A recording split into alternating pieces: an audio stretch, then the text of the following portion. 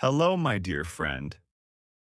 Today, I'm sharing a story about something many people struggle with: how to talk in English.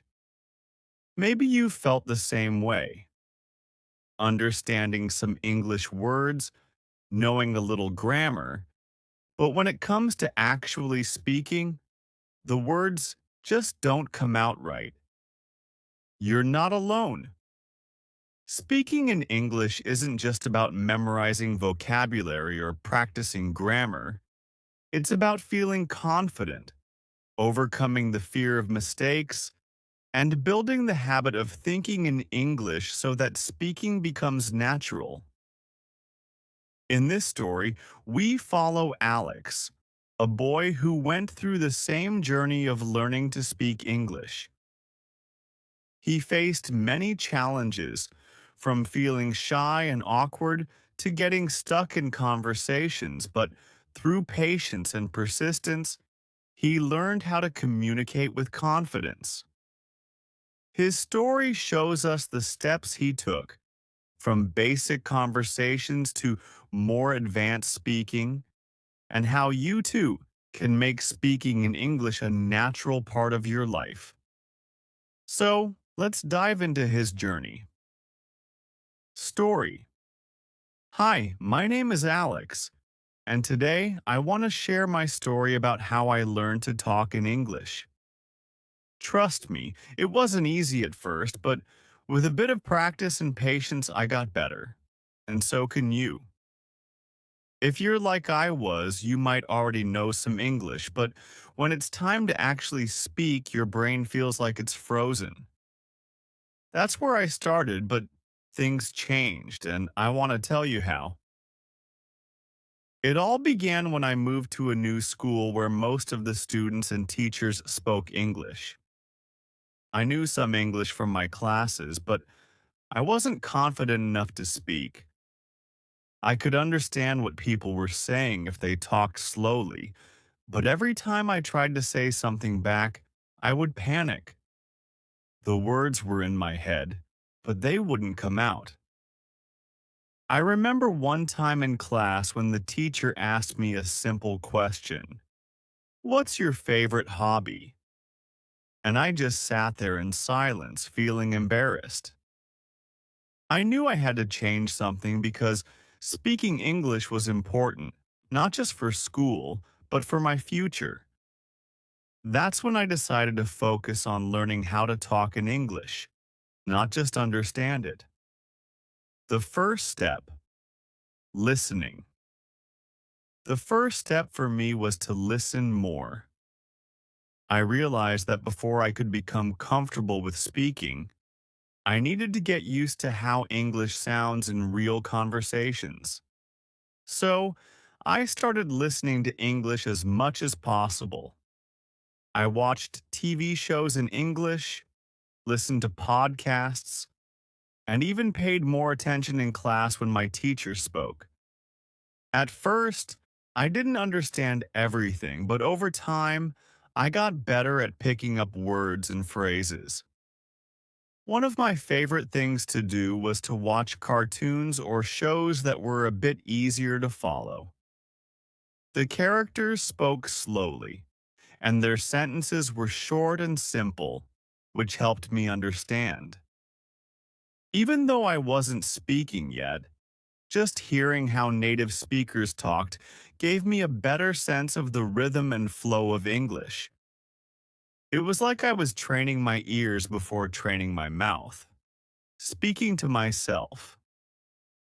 After listening for a while, I started practicing by talking to myself. I would stand in front of the mirror and have short conversations with myself in English. It felt a little silly at first, but it was actually really helpful. When I was alone, I didn't feel any pressure, so I could try out new words and sentences without worrying about making mistakes. I would ask myself questions like, "How was your day?" Or, "What do you want to eat for dinner?" And then answer them out loud. This helped me practice forming sentences and getting used to hearing my own voice in English. Slowly, I started to feel more comfortable speaking, even if it was just to myself. Practicing with a friend. Once I got used to speaking to myself, I decided it was time to start talking to other people. But here's the thing. At first, I wasn't ready to speak to native speakers because I was still afraid of making mistakes. So I found a friend who was also learning English, and we agreed to practice together. We would meet up after school and have short conversations in English. The best part about practicing with a friend was that we were both learning, so neither of us felt embarrassed if we made mistakes. We would correct each other and sometimes even laugh about the funny things we said. Over time, our conversations got longer, and we started using more complex sentences. One trick that really helped us was to choose a topic before we started talking. For example, one day we would talk about school, and another day we would talk about our hobbies. This gave us a focus, and it was easier to come up with things to say. We didn't worry too much about grammar. The goal was just to practice speaking and to keep the conversation going. Facing my fear of mistakes. One of the hardest parts about learning to talk in English was my fear of making mistakes. Every time I spoke, I was afraid people would laugh at me or think I wasn't smart. But over time, I realized something important. Making mistakes is part of the process. In fact, it's one of the best ways to learn. Every time I made a mistake, I learned something new. I remember one time I was talking to a classmate and I said, I go to the school yesterday instead of I went to the school yesterday. My classmate corrected me, and instead of feeling embarrassed, I felt grateful because now I knew the right way to say it. From then on, I decided to embrace my mistakes as learning opportunities, expanding my vocabulary. As I started to get better at speaking, I realized that I needed more words to express myself. I often found myself stuck in conversations because I didn't know the right word to say. That's when I decided to expand my vocabulary. I started by learning new words related to the topics I liked, like sports, music, and food. I would look up the English words for things I didn't know and then try to use them in sentences. One technique that helped me was to write down new words in a notebook and review them every day. But I didn't just memorize the words. I also practiced using them in conversations. For example, if I learned the word delicious, I would try to use it the next time I talked about food. The more I used new words, the easier they became to remember, and soon, my vocabulary started to grow. Thinking in English, one of the biggest breakthroughs for me was learning to think in English. At first, I would always translate my thoughts from my native language to English before speaking, which made conversations slow and difficult. But as I practiced more, I started thinking directly in English. This made it much easier to speak because I didn't have to translate in my head anymore. To practice thinking in English, I would narrate my day in English as I went about my routine. For example, when I woke up, I would think, I need to brush my teeth, or I'm going to eat breakfast now. It felt strange at first, but over time, it became natural, and I found that speaking in English became easier too. Joining an English-speaking group. As I gained more confidence, I decided to take things to the next level by joining an English-speaking group at school. It was a group of students who met once a week to practice speaking English together. At first, I was nervous because I knew that some of the students were better at English than I was, but I told myself that this was another opportunity to learn. The group was great because it gave me a chance to speak in real conversations, not just practice by myself or with my friend. We would talk about different topics each week, like current events or movies we had seen, and everyone had a chance to participate. I made a lot of mistakes at first, but the more I practiced, the more comfortable I became. After joining the English speaking group at school, I started to see some real improvements. It wasn't just about the practice, it was also about the confidence I was building. Every time I participated in a discussion, I felt a little more comfortable. I was still making mistakes, but instead of freezing up, I just kept talking. And the best part? No one cared about my mistakes. They just appreciated that I was trying. That made all the difference. The power of conversations. One thing I learned from being part of that group was how powerful real conversations can be. When I was just studying grammar and vocabulary on my own, it felt like I wasn't getting anywhere. But once I started actually talking to people, everything changed.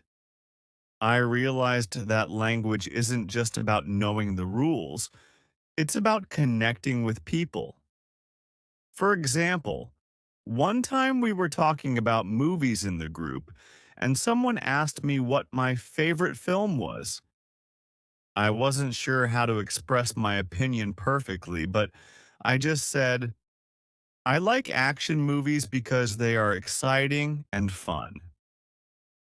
It wasn't a fancy sentence, but it got my point across, and the conversation flowed from there. That's when I realized communication doesn't have to be perfect. It just has to be clear enough to keep the conversation going. This idea took a lot of pressure off me. Instead of worrying about every little mistake, I focused on expressing my thoughts. If I didn't know a word, I tried to explain it in a simpler way. If I got stuck, I just asked for help. Over time, this approach helped me become more fluent without even realizing it. Tackling more complex conversations. As I got more comfortable with everyday conversations, I started challenging myself to talk about more complex topics. This was a bit intimidating at first because the more advanced the conversation, the harder it was to keep up. But I knew that if I wanted to improve, I had to push myself out of my comfort zone. One day, the group decided to talk about current events. We were discussing things like politics, the environment, and technology. I felt nervous because I didn't know a lot of vocabulary related to these topics, but I tried to participate anyway. When I didn't understand something, I asked questions like, "What does that mean?" Or, "Can you explain that to me?" By doing this, I learned a lot of new words and phrases that I wouldn't have learned otherwise.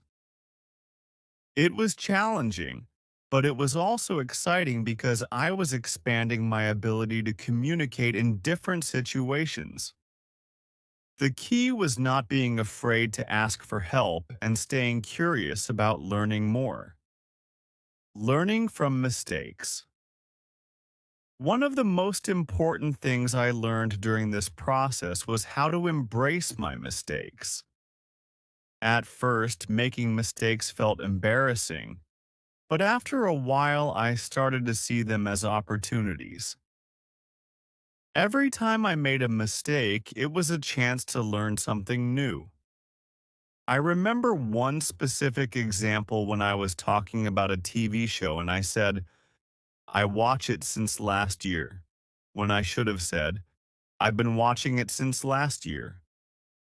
Instead of feeling bad about the mistake, I laughed it off and asked my friend to explain the right way to say it. This kind of feedback helped me improve faster.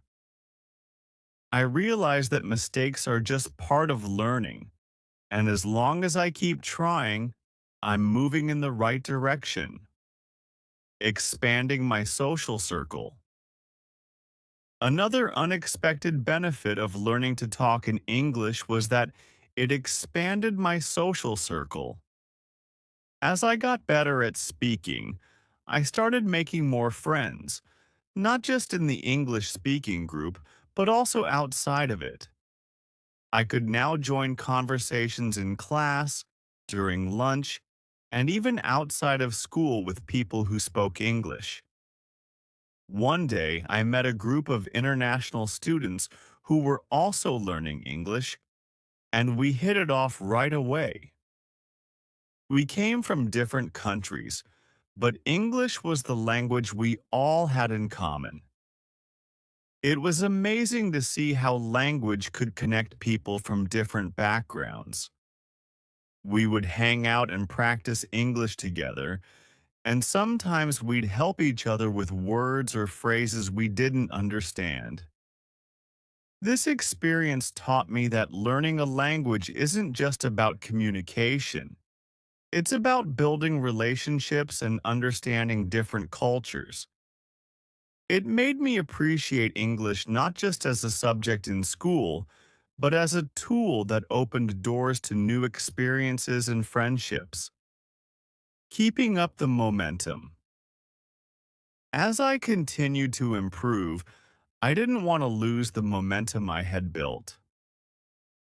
One thing I realized is that language learning is a lifelong journey. You never really stop improving. Even native speakers learn new words or expressions all the time.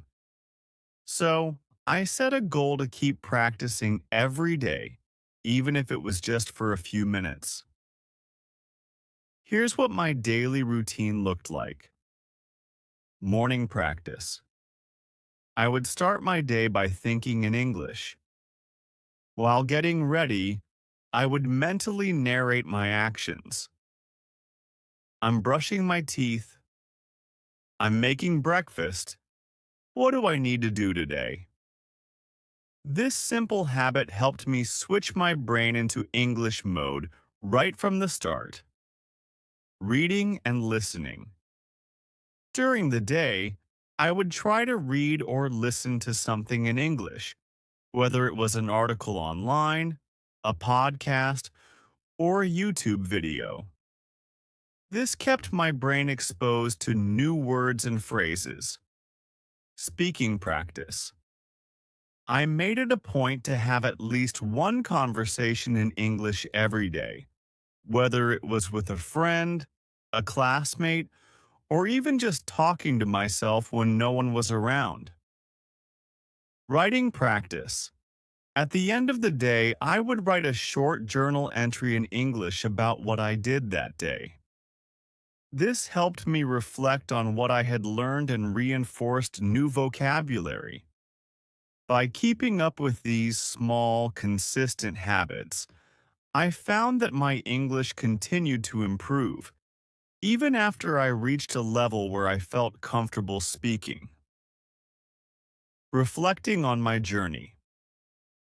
Looking back, my journey to learning how to talk in English was full of ups and downs, but it was also incredibly rewarding. When I first started, I felt lost and frustrated, but over time, I developed the confidence and skills I needed to communicate with others. I learned that speaking English isn't just about knowing the rules or memorizing words. It's about being brave enough to try, even when you're not perfect. If there's one thing I want others to take away from my story, it's this. Don't be afraid of making mistakes.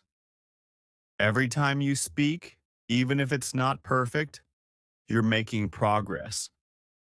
Language learning is a journey, and as long as you keep moving forward, you'll get better and better. Finding the right resources. One of the things that really helped me as I progressed in my English speaking was finding the right resources that matched my learning style. There are so many tools and materials out there, but not all of them are equally helpful depending on your needs and preferences. For example, at the beginning of my journey, I needed simpler content. Cartoons, children's books, and easy podcasts were perfect because they were slower paced and used straightforward language. But as I improved, I needed to push myself with more advanced content like news articles, podcasts about technology, or even interviews with experts. I found that exposing myself to a variety of English speakers in different accents helped me become more versatile in understanding and speaking. Here's a quick rundown of some resources I used at different stages of learning. For beginners, simple YouTube videos, children's shows, beginner-level podcasts, and basic grammar guides were really useful. Duolingo and language learning apps were also great for building up basic vocabulary in a fun way. Intermediate stage. I started to listen to podcasts like The English We Speak by the BBC. I also read more articles on websites like Medium or News in Levels, which offer articles in different levels of complexity. This is when I started to engage more with TED Talks, which were great for hearing a variety of speakers talk about interesting topics. Advanced stage. Once I felt more comfortable, I dived into more challenging content, reading full-length novels in English, watching movies without subtitles, and listening to native speed podcasts like The Daily or How I Built This. These pushed me beyond my comfort zone and helped me pick up more nuanced ways of speaking, like idioms and colloquial phrases. It's important to find content that excites you. If you're passionate about sports, find interviews or podcasts with athletes. If you love science, read articles or watch videos about scientific discoveries. The more interested you are in the content, the easier it becomes to stay motivated. Setting clear goals. One thing that I learned was essential in my journey was setting clear and achievable goals. When I first started, I didn't really know how to measure my progress. I would study a little here and there, but I wasn't consistent because I didn't have a target in mind. Once I started setting specific goals, it became much easier to stay focused. For example, instead of just saying, I want to speak English better, I broke it down into smaller, actionable steps like, this week, I want to learn 10 new vocabulary words related to sports. By the end of the month, I want to be able to talk about my favorite movie for 5 minutes without hesitating. Next month, I want to have a full conversation in English with my friend without switching to our native language. Having these smaller, concrete goals gave me something to work towards, and every time I achieved one, it gave me a boost of confidence. I recommend doing this because it gives you a sense of direction and purpose, and you can see your progress more clearly. The role of feedback. Another important part of my learning process was getting feedback. At first, I was scared of feedback because I thought it would be embarrassing to hear what I was doing wrong. But I quickly realized that without feedback, I wouldn't know where I needed to improve. In the beginning, my feedback came from friends and classmates who were also learning English. We would correct each other's mistakes and give suggestions on how to improve. Later on, when I became more confident, I started asking my teachers and even native speakers for feedback. One of the best pieces of advice I got was from a classmate who told me, "Don't just focus on what you're saying, pay attention to how you're saying it." This meant working on my pronunciation, intonation, and even my body language. Speaking a language is not just about the words, it's also about how you deliver them. Once I started focusing on this, I noticed a big improvement in how natural I sounded when I spoke English. So, don't be afraid to ask for feedback, whether it's from a teacher, a friend, or even an online language exchange partner. Feedback is one of the fastest ways to improve your speaking skills. You'll discover things you wouldn't have noticed on your own, and it will help you avoid making the same mistakes over and over. Speaking with confidence. As I became more fluent, I learned that speaking in English was just as much about confidence as it was about knowledge. There were times when I knew exactly what I wanted to say, but I still hesitated because I was afraid of making a mistake or sounding awkward. I realized that this hesitation was holding me back more than my actual language skills. To overcome this, I started focusing on building my confidence. I told myself that it's okay to make mistakes and that the most important thing is to keep trying. I stopped apologizing every time I made a mistake in a conversation, and I started speaking with more conviction, even if I wasn't sure if everything I was saying was 100% correct. One trick that really helped me was to slow down when I spoke. At first, I was rushing through sentences because I wanted to get my thoughts out quickly, but this only made me more nervous and caused more mistakes.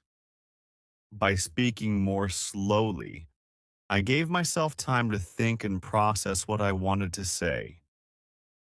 It also helped the other person understand me better. Confidence is something that comes with practice, so the more you speak, the more confident you'll become. It's a cycle.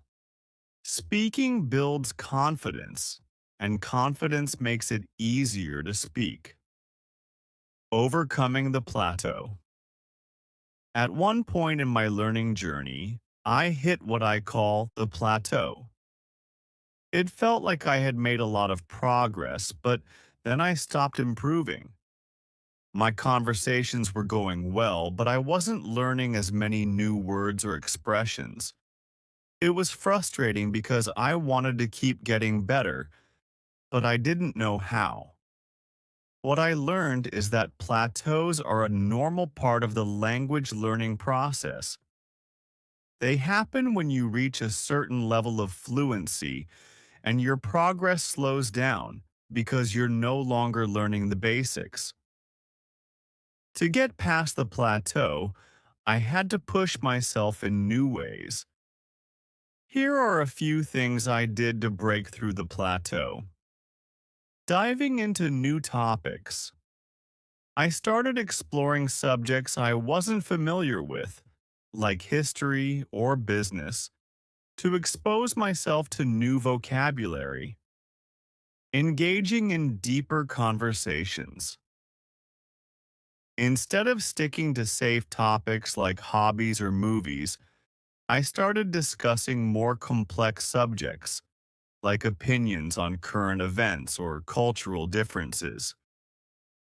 Working on my accent and pronunciation, I began paying more attention to how native speakers pronounce certain sounds and practiced imitating them. This helped me sound more fluent and less textbook, expanding my language through reading and writing. I started reading books in English, which challenged me with more advanced vocabulary and grammar structures. Writing also forced me to organize my thoughts more carefully. By challenging myself in these ways, I was able to break through the plateau and keep improving. The journey continues. Even though I've come a long way, I know my journey with English isn't over. There's always more to learn, whether it's new vocabulary, expressions, or cultural nuances. But the most important thing is that I now feel confident in my ability to communicate in English, and I no longer feel nervous or shy when I have to speak. For anyone reading this and going through the same struggles, I hope my story encourages you to keep going. Learning how to talk in English is a marathon, not a sprint. There will be ups and downs, moments of frustration, and moments of triumph. But as long as you stay patient, keep practicing, and don't give up, you'll get there. Staying consistent in the long run. Even after I reached a level of fluency where I felt comfortable speaking English, I realized that maintaining and improving my skills would require ongoing effort. Learning a language is not something you can finish. It's more like a muscle that needs to be exercised regularly, or it can weaken over time.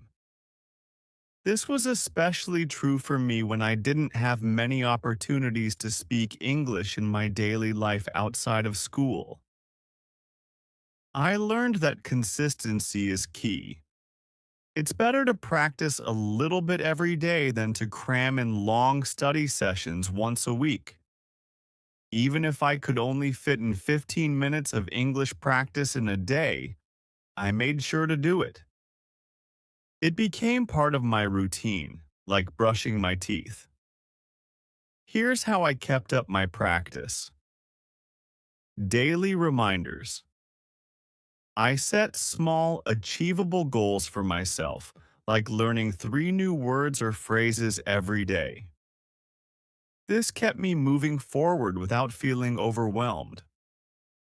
I used flashcards and apps to help me remember the vocabulary I was picking up. Speaking to myself. When I didn't have anyone to talk to, I started speaking to myself. I know it sounds funny, but it worked. I'd describe what I was doing throughout the day in English or pretend I was explaining something to a friend. This simple trick helped me reinforce the habit of thinking in English. Setting challenges.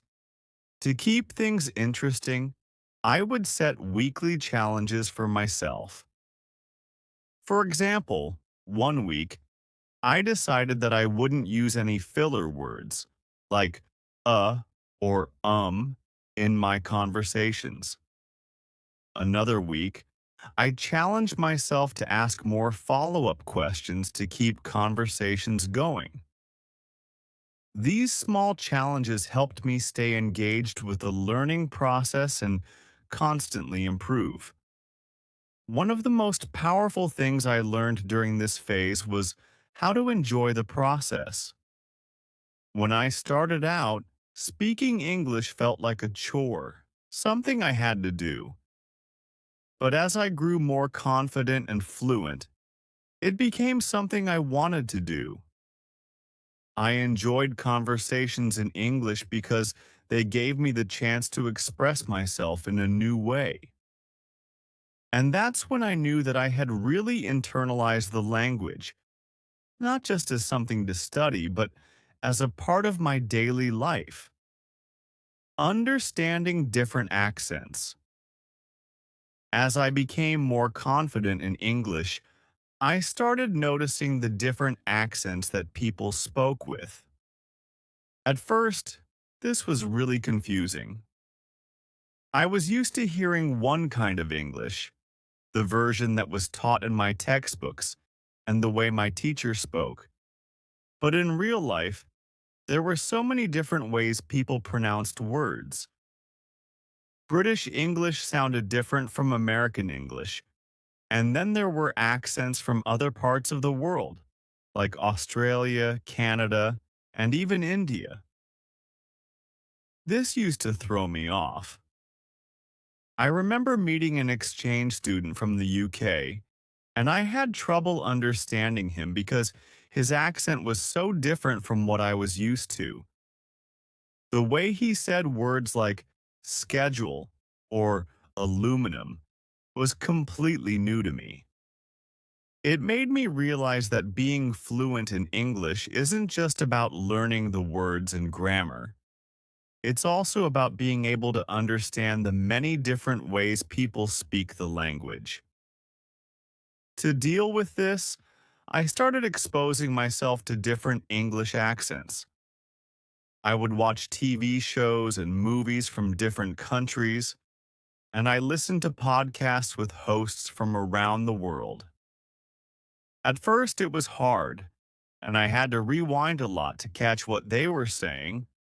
But over time, my brain got better at picking up on the different accents, and I didn't need to rely on subtitles as much. One thing I realized was that people with different accents often have slightly different ways of phrasing things or using certain words. For example, my British friend would say holiday instead of vacation, or petrol instead of gas.